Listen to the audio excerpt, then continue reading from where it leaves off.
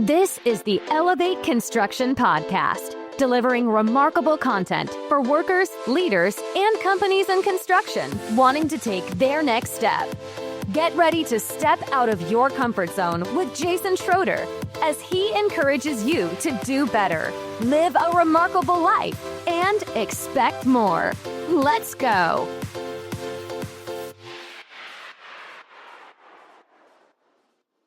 Welcome to the Elevate Construction Podcast, where we liken construction to concepts of war. My name is Jason Schroeder, and today's podcast is How to Lead Like General Patton, Part 2. This is Episode 2 of the First War series. So why would you want to listen today? Just like yesterday, do you want to learn about strategies and tactics that will help you on your project site? Do you want to understand how some of the concepts that we've discussed in the previous podcasts tie to military history? Do you want to lead like a field commander? Do you want to be absolutely awesome in the field and be able to have the same kind of success that General Eisenhower, General Patton, General Washington, and some of these people have had in military campaigns? If the answer is yes, then you are going to love the content today. And again, we are finishing this up. Yesterday's podcast was the first part. This is part 2. Let me tell you some quotes that I also wanted to tell you in addition to the 5 that we explained to you yesterday. Number 1, never tell people how to do things. Tell them what to do, and they will surprise you with their ingenuity. I really like that because it speaks to giving a team, a person, a goal and the vision for what is expected, and then letting them, through proper training and discipline and proper thinking, to get there on their own and to think for themselves and to be able to go conquer that next hill and be nimble and dynamic and not need to have to be micromanaged all of the time, but to be managed and coached along the way. Number 2, if everyone is thinking alike, then somebody isn't thinking. Now, when we're in our councils, when we are in our huddles, our team meetings, our last planner meeting, when we are out on the project site, we need dissenting opinions and different points of view and second sets of eyes. We really want to espouse the concept that if everyone is thinking alike, then somebody isn't thinking. We don't want yes women and men. We want people that will speak up, speak out, and tell it like it is. Number 3, do more than is required of you. I really like this because it speaks to being humble, hungry, and smart. Humble, hungry, and smart, that is the recipe, those 3 things for an ideal team player. So if somebody is humble and willing to do anything for the team, hungry and willing to drive, and then smart, being smart with people, then that means that they're going the extra mile because of the hungry part, and they are doing more than is required of them and will lead them to success.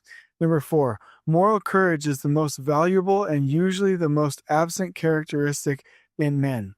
So I really like this one because when you talk about courage, most of the time it really isn't courage to, do something that is expected of us, that is socially acceptable. It's usually stopping work, calling out something when it's unsafe, doing something where we speak up about something that isn't ethical or that we don't feel comfortable about. Moral courage is the most valuable and usually the most absent characteristics in men. And one of the biggest forms of feedback that we get for superintendents is that they continue to not speak up and have the courage to go do the right thing according to their morals, their ethics, and their standards and their character. Number 5, I am a soldier, I fight where I am told, and I win where I fight. I really like that because it speaks to the amount of confidence that we have to have when leading on construction projects. If we go there, if the company tells us that we need to go there, meaning I fight where I'm told, we need to also be sure that we win where we fight, that we have the confidence that if we set one foot onto that project site, that we are going to fight and that we are going to win. So I love those quotes. Those are the quotes that I'm going to introduce here. And let me tell you a story. The story and I'll introduce it like this. A lot of the concepts that we talk about in these podcasts that are tied to lean and integration and the new management techniques, things like Patrick Lencioni, a lot of these things tie well to some of the lessons learned from military history. And this letter that I'm about to read to you, although I am reading it to you, and I apologize for that, for the fact that it's not typically, just me going on my normal description of opinions and beliefs and concepts, I am going to read this to you because I think it's wonderful how it talks to certain concepts, certain principles, certain strategies and tactics that we can use in construction. And I hope it allows us to more further connect with those concepts to implement them on the project sites. So here we go. On June 6, 1944, General George S. Patton wrote this letter to his 20-year-old son, George Jr., who was enrolled at West Point. Patton Sr. was in England training the Third Army in preparation for the battles that would follow the invasion at Normandy. Note, the letter's grammar and spelling have been slightly edited for clarity. D-Day. Dear George, at 0700 this morning, the BBC announced that the German radio had just come out with an announcement of the landing of Allied paratroops and of large numbers of assault craft near shore. So that is it. This group of unconquerable heroes whom I command are not in yet, but we will be soon. I wish I was there now, as it is a lovely sunny day for a battle, and I am fed up with just sitting. I have no immediate idea of being killed, but one can never tell, and none of us can live forever. So if I should go, don't worry, but set yourself to do better than I have. All men are timid on entering any fight. Whether it is the first fight or the last fight, all of us are timid. Cowards are those who let their timidity get to the better of their manhood. You will never do that because of your bloodlines on both sides. I think I have told you the story of Marshal Turenne, who fought under Louis XIV. On the morning of his last battles, he had been fighting for 40 years. He was mounting his horse when a young aide-de-camp, who had just come from the court and had never missed a meal or heard a hostile shot, said, Marshal de Turenne, it amazes me that a man of your supposed courage should permit his knees to tremble as he walks out to mount. Turenne replied, My Lord Duke, I admit that my knees do tremble, but should they know where I shall this day take them, they would tremble even more. That is it. Your knees may shake, but they will always take you towards the enemy. Well, so much for that. There are apparently two types of successful soldiers, those who get in by being unobtrusive and those who get on by being obtrusive. I am the latter type and seem to be rare and unpopular, but it is my method. One has to choose a system and stick to it. People who are not themselves are nobody. To be a successful soldier, you must know history. Read it objectively. Dates and even the minute details of tactics are useless. What you must know is how man reacts. Weapons change, but man who uses them changes not at all. To win battles, you do not beat weapons. You beat the soul of man of the enemy man. To do that, you have to destroy his weapons, but that is only incidental. You must read biography and especially autobiography. If you will do it, you will find that war is simple. Decide what will hurt the enemy most within the limits of your capabilities to harm him and then do it. Take calculated risks. That is quite different from being rash. My personal belief is that if you have a 50% chance, take it, because the superior fighting qualities of American soldiers, led by me, will surely give the extra 1% necessary. In Sicily, I decided, as a result of my information, observations, and sixth sense, that I have that the enemy did not have another large-scale attack in his system. I bet my shirt on that, and I was right. You cannot make war safely, but no dead general has ever been criticized, so you have that way out always. I am sure that if every leader who goes into battle will promise himself that he will come out either a conqueror or a corpse, he is sure to win. There is no doubt of that. Defeat is not due to losses, but to the destruction of the soul of the leaders. The live to fight another day doctrine. The most vital quality a soldier can possess is self-confidence, utter, complete, and bumptious. You can have doubts about your good looks, about your intelligence, about your self-control to win. In war, you must have no doubts about your ability as a soldier. What success I have had results from the fact that I have always been certain that my military reactions were correct. Many people do not agree with me. They are wrong. The unerring jury of history, written long after both of us are dead, will prove me correct. Note that I speak of military reactions. No one is born with them any more than anyone is born with muscles. You can be born with the soul capable of correct military reactions or the body capable of having big muscles, but both qualities must be developed by hard work. The intensity of your desire to acquire any special ability depends on character and on ambition. I think that your decision to study this summer instead of enjoying yourself shows that you have character and ambition. They are wonderful possessions. Soldiers, all men in fact, are natural hero worshippers. Officers with a flair for command realize this and emphasize in their conduct, dress, and deportment the qualities they seek to produce in their men. When I was a second lieutenant, I had a captain who was very sloppy and usually late, yet he got after the men for just those faults. He was a failure. The troops I have commanded have always been well-dressed, been smart saluters, been prompt and bold in action because I have personally set the example in these qualities. The influence one man can have on thousands is a never-ending source of wonder to me. You are always on parade. Officers who, through laziness or foolish desire to be popular, fail to enforce discipline and the proper wearing of uniforms and equipment not in the presence of the enemy will also fail in battle. And if they fail in battle, they are potential murderers. There is no such thing as a good field soldier. You are either a good soldier or a bad soldier. Well, this has been quite a sermon, but don't get the idea that this is my swan song, because it is not. I have not yet finished my job yet. Your affectionate father. Now let me go over a couple of things here that I'd like to discuss. I think this letter is telling about the things that he really believed and the things that he was trying to communicate. First, you can tell in the first part of his letter that he really longs for action. He wants to get into the fight. He loves the fight, and he's passionate about it. People in construction that are passionate want to get into the fight, get out to the projects, and get it done. The same thing that worked in war will work for us. The other thing that we talked about was courage.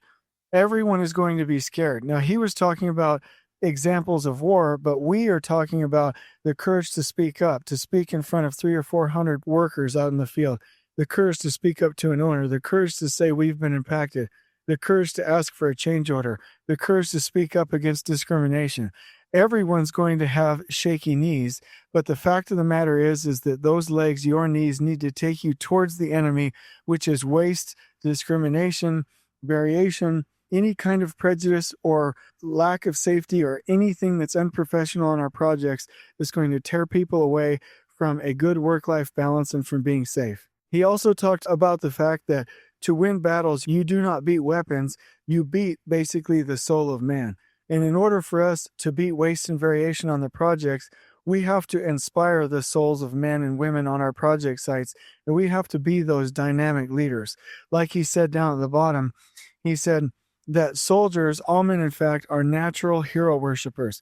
Do the people on your site look at you as the superintendent or the project manager or as the leader, as somebody with flair and that can command, somebody that is consistent, that models the behavior that you are expecting of them? If not, we have work to do. But if so, you will have the ability to move men and women into the field of battle on a construction site to get done wonderful things that need to be done to take care of our owners, to keep people safe, and to install a good quality product. Another thing is that a quality of a soldier is in his or her self-confidence. We have to be self-confident, but we also have to be open to criticism, to feedback, to correction. But we have to be very confident in what we're doing, and we have to be the confident captain and be sure about the path that we're heading into. There has to be an intensity there, an intensity that is dependent on your character, on your ambition, on the fact that you have a desire to keep people safe. One of the last things that I will note from this letter is that he said, the troops that I have commanded have always been well-dressed, been smart saluters, been prompt and bold in action because I have personally set the example. And I do want to remind us, cleanliness, organization, the reduction of inventory, perfect safety on the project sites, and discipline amongst all the ranks are key on construction sites, just like they are on war, for us to enforce discipline and the proper execution of tasks, assignments, and milestones. So I really like that letter, and I hope you've enjoyed it as much as I have. And I do just want to repeat that Patton, he knew that he must be an actor and that he had a fixed determination to acquire the warrior spirit, and he had to be convincing in that role. He believed he had to become what he envisioned himself to be.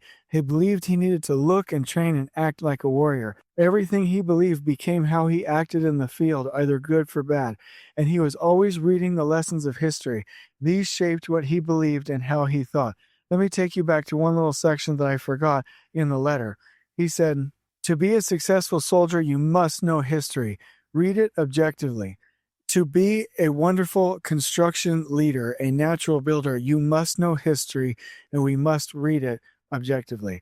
So the next part of this podcast that I'm going to describe will cover Patton's standard field orders, and I hope that you find them as interesting as I did.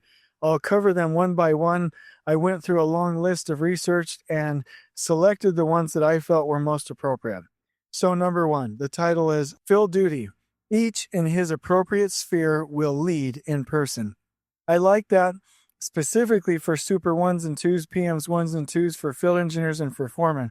We need to have people out there in the field, leading in person, working with people one-on-one, inspiring crews, having a safety and quality presence in the field, and making sure that our projects are operationally excellent. Let me tell you just one quick story. I remember an owner, actually this happened a couple of times, saying, I really dislike it when companies don't have field engineers, because field engineers make the difference out in the field for safety presence in the field and for quality. I've always noticed the difference, she said, between contractors that do and do not have field engineers. And I would also say the same for field superintendents. We have to have people in the field leading in person. The next one, visits to the front. The commanding general or his chief of staff, never both at once, and one member of each of the general staff sections, the signal, medical, ordnance, engineer, and quartermaster sections, should visit the front daily. Now, if this wasn't obvious already, and I'm not making fun if it isn't, then I do want to explain that the most unsuccessful superintendents and project managers, for that matter, fail to go out in the field and look at the work that's going on. They try and manage everything from the office. They don't go do field walks and see what's happening on the front lines. I love that standing order from General Patton that they should visit the front daily. That is an absolute key characteristic for a master builder. The next one, execution. In carrying out a mission, the promulgation of the order represents not over 10% of your responsibility. The remaining 90% consists of assuring by means of personal supervision on the ground by yourself and your staff proper and vigorous execution. What this means is that if there are orders to be carried out, 10% of them are the details, and 90% as a standing order were the assuring by means of personal supervision on the ground by yourself and your staff proper and vigorous execution. I think builders in construction need this message, because how many times do we hear, oh, I told them, or they're supposed to do that, or I explained that, or I sent an email. We need to make sure that field commanders and the project managers at certain times in the field, by supervision on the ground, by yourself or by your staff, properly and vigorously execute and make sure that it happens. Nobody cares about a super that told somebody to get it done. People care about supers, PMs, and field engineers that get it done. The next one, staff conferences. Daily, at the earliest possible moment that the G2 and G3 can get their maps posted, a staff conference will be held. Now, we get a lot of pushback for huddles, worker huddles, foreman huddles in the afternoon, and then team huddles. People are like, well, we can't get much done because of these huddles, and they complain about them. But we must realize that if we're in a critical part of the project, or recovering a project, or we're in a complex sequence or situation, we have to have these meetings amongst the team to scale communication. And even if we're not in those situations, they're a good idea. Huddles and daily meetings, earliest as possible in the day, are recommended not only in war, but in construction. So please follow the standard meeting systems that we recommend, because they will be remarkable for you on your projects. And they were known 80 years ago, 100 years ago, heck, thousands of years ago, when Sun Tzu was writing things like The Art of War. They've been known throughout the generations of history. Next one, rest periods. Staff personnel commissioned and enlisted who do not rest do not last. All sections must run a daily roster and enforce compliance. Now, I really like this because I encourage a weekly team coverage calendar. I encourage people to take PTO, go to their doctor's appointments, make sure they're heading home to their families, maybe come in one day late, in the week to get a little bit of a balance and take care of their family for the purpose of having a balanced life. And there are a lot of people out there in the industry that will say, no, we don't need that. No, that's not necessary. But This was known 80 years ago that people who do not rest do not last. All sections, all project teams must run a daily or weekly roster or team coverage schedule and enforce compliance. The next one, location of the command post. The farther forward the command posts are located, the less time is wasted in driving to and from the front. Now, I like that. We don't want the trailers always on our project sites, but we want them close and we want them in the most elevated position so that people can quickly go from the trailers, from the command posts to their meeting locations, from the huddle areas to the actual project site. Let's go on to the next one. Combat procedure. Maps are necessary in order to see the whole panorama of battle and to permit intelligent planning. And let me go to the next one before I explain it. Plans. Plans must be simple and flexible. Actually, they only form a datum plane from which you build as necessity directs or opportunity offers. They should be made by the people who are going to execute them. So way back 80 years ago, Patton was advocating for visual management, visual schedules, visual logistics, maps, and plans that were simple and flexible, meaning maybe not just P6, but get them into a TAC plan or some other form of simple schedule so that they can be flexible. The key is not to have complex scheduling systems, but flexible and nimble scheduling systems so that you can take advantage of necessity or opportunity as dictated by your circumstances. And this goes back to the fact that we should have builders in pre-construction that are going to execute the projects, because he said they should be made by the people who are going to execute them. Fantastic, fantastic advice. Reconnaissance. You can never have too much reconnaissance. Use every means available before, during, and after battle. Reports must be facts, not opinions. Negative as well as positive. Do not believe intercepts blindly. Cross-check. Now, I liken this command to roadblocks, elevating roadblocks to the surface, incentivizing people to have real data to bring roadblocks to the team, and to fanatically remove roadblocks. He says you can never have too much data, so we can never know too much about the roadblocks and problems on our sites.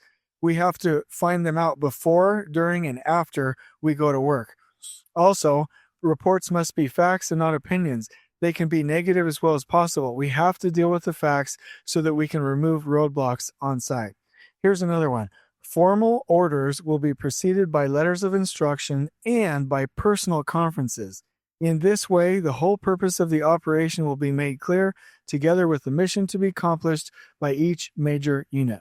This, to me, advocates our quality process meetings, our pre-construction meetings, our planning meetings, all of those things where we meet together to communicate the plan. Some people do not like meetings.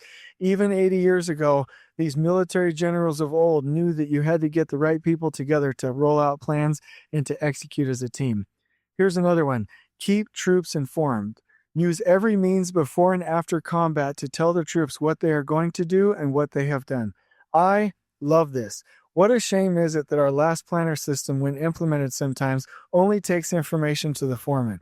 We need to get information all the way to the workers, in worker huddles and in other ways. Use every means before and after work or that day to tell troops what they are going to do and what they have done, or to tell construction workers what they are going to do the next day and what the plan is and what they have done, and to praise them and to form that social group. I love that one. All right, let's go into a couple more. We don't have too much longer here. I want to make sure that I'm being respectful of your time. We're about 3/4 of the way through. All right. The onus of supply rests equally on the giver and the taker. Forward units must anticipate needs and ask for the supplies in time. They must stand ready to use all their means to help move supplies. The supply services must get the things asked for to the right place at the right time. They must do more. By reconnaissance, they will anticipate demands and start the supplies up before they are called for. Now, I don't have to explain this any further than to talk about procurement. We need to make sure that our wonderful project engineers are following that same counsel, and that field commanders are helping, meaning the forward units are anticipating needs and asking for things at a consistent and stable time. Next one, discipline. There is only one kind of discipline, perfect discipline. If you do not enforce and maintain discipline, you are potential murderers. You must set the example. To me, this advocates perfect cleanliness, control at the hoist for deliveries and for deliveries in general, and for zero tolerance for safety. We have to have discipline and enforcement on site for key things. unless we are potential murderers, meaning walking away from situations and tolerating bad behavior that could get somebody killed or injured. Next one, care of men. Officers are responsible not only for the conduct of their men in battle, but also for their health and contentment when not fighting. An officer must be the last man to take shelter from fire and the first to move forward. Similarly, he must be the last man to look after his own comfort at the close of a march. He must see that his men are cared for. The officer must constantly interest himself in the rations of the men. He should know his men so well that any sign of sickness or nervous strain will be apparent to him, and he can take such action as may be necessary.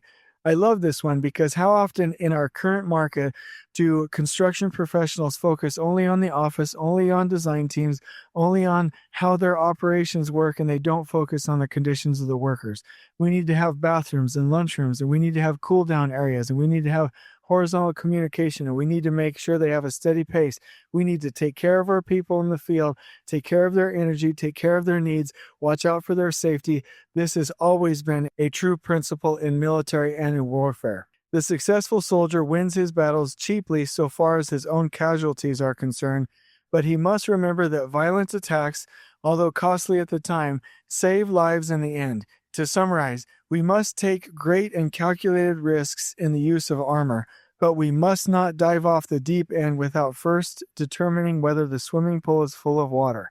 You must never halt because some other unit is stuck. If you push on, you will release the pressure on the adjacent unit, and it will accompany you. Troops are never defeated by casualties, but by lack of resolution, of guts. Battles are won by a few brave men who refuse to fear and who push on. It should be our ambition to be members of this historic group. More casualties occur among those who halt or go to the rear than among those who advance and advance firing. Finally, all of us must have a desperate desire and determination to close with the enemy and to destroy him. Now, what I take from that summarization, from that summary, is that we must have a sense of urgency in construction. We must have a sense of aggressive pace. We need to take advantage of opportunities, but maintain our flow. And the reason is that we will prevent our people from being exposed to waste, to waiting, to defects, to rain, to unsafe conditions, because the quicker we install something when it's actually supposed to be installed in a flow, the better off we're going to be.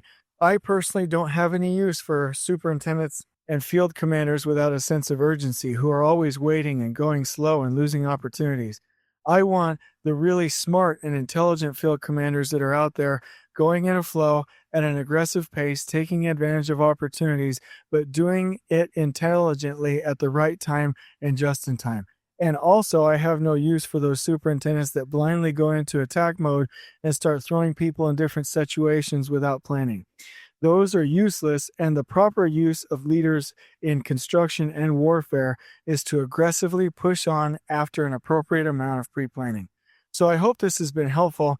I love these concepts. General Patton was arguably one of the most successful military commanders in American history. And these concepts have proven to me, since I've implemented them on projects and implemented them with others on projects, that they are effective, they are absolutely invaluable, and they work absolutely every time. And the reason I bring this up is because, again, the current conditions are that superintendents show up messy. They aren't organized. They don't know how to lead their men. They don't care about people. They don't learn the lessons of history. They're not constantly studying. They're not constantly going to certification trainings.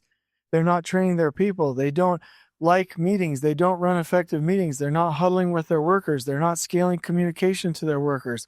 They're not visiting the field every day. They're not talking to their workers and creating their social groups. They don't know lean or the 8 wastes of lean, and they're not learning them, and they don't know the enemy. They don't plan enough ahead to win the battle with plan A, B, C, E, or D.